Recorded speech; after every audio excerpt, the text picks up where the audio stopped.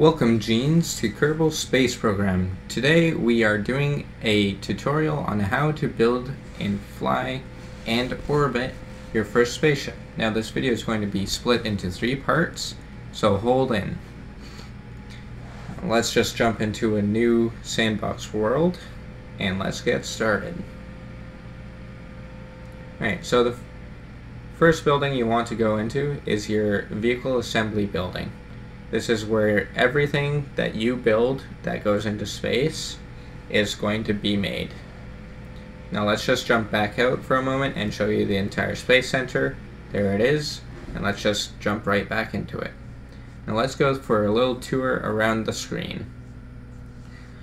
So down there at the bottom right is your engineer's report. It tells you how many parts your ship is, how heavy it is in tons, how big it is in meters in 3 dimensions, so width, length, height, and any errors that could occur during your flight. So if there's parts that don't work together, if there's a decoupler that can't decouple because of some weird situation or a parachute can't open, then we have our contract panel, which will display all the contracts that you currently have running in your career mode. And then we have reset button, and I'm just trying to figure out what it does because it appears to do nothing. Now at the top right you have your exit button, your launch button, your save button, your load button for stock spacecraft or spacecraft that you've saved, and the new spacecraft button. Now those 3 buttons are disabled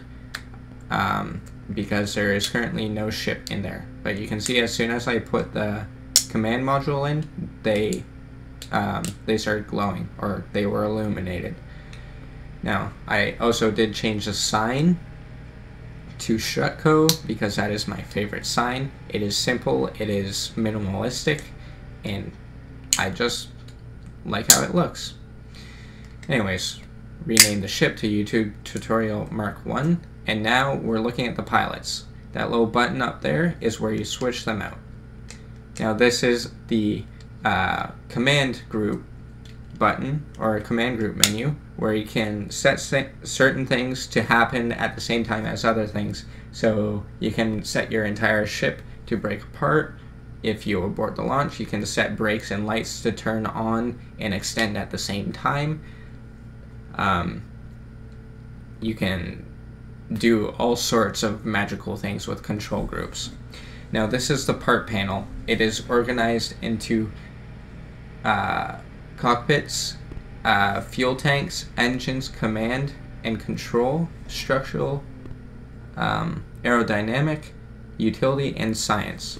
Now at the bottom left we have our cost, we have our symmetry button, our angle snap button, and we have our center of mass to find out where the balancing point and the center of mass of your ship is, so you can make sure it's balanced.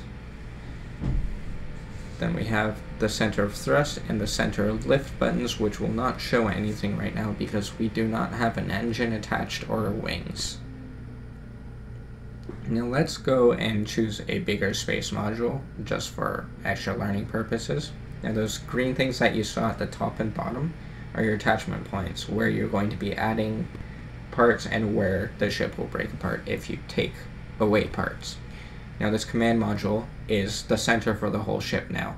As soon as you grab that one part with a left click and move it around, the rest of the ship will move around. So right now, let's find our parachute so that we can re-enter safely. Now let's go with this big one, but I'll show you what it looks like with a small one.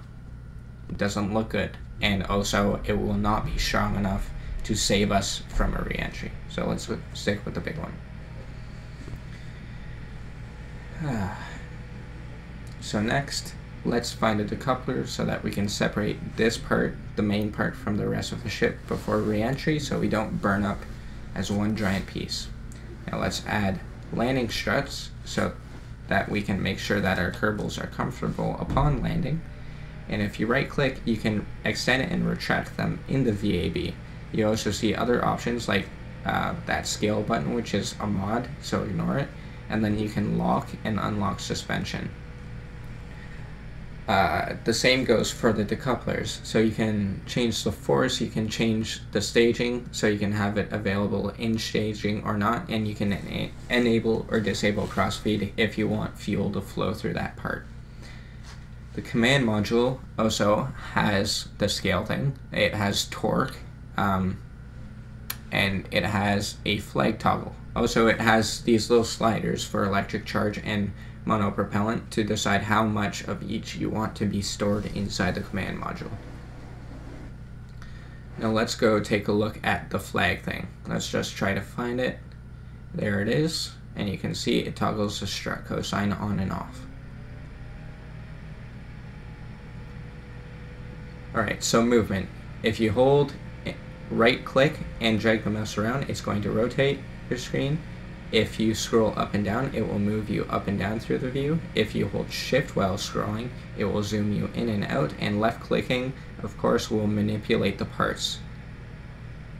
And you can see there when I mouse over the command module, it makes the entire ship glow green. Now let's add an RCS system. RCS is pretty much your docking system, or like precise movement system. You'll use it to dock because docking requires precise movements. Pretty much it's a super light fuel system that doesn't move you as much as liquid fuel would or jet fuel. And these blocks have 4 ports on each side to make sure that we have 4-direction movement with the RCS. Let's go and add an ASAS unit on the bottom. That's Advanced Stabilization. Forgot what it stands for. But pretty much it's a big reaction wheel that spins around, generates torque, and makes sure that your ship stays stable.